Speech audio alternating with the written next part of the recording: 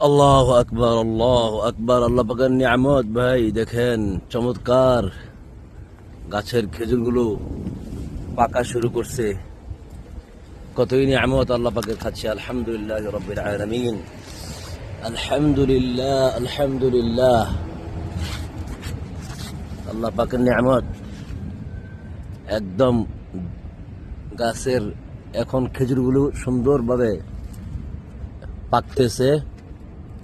আমরা আস্তে আস্তে আস্তে আস্তে আলহামদুলিল্লাহ একটা দুটো করে পেরে পেরে খাচ্ছি। এগুলো আমার শেখ আমাকে বলছে এ, শুধু আমার জন্য এ, গাছে থাকা অবস্থায় যেভাবে পাকবে আর খাবো আর কি। এভাবে এভাবে ডেলি আমি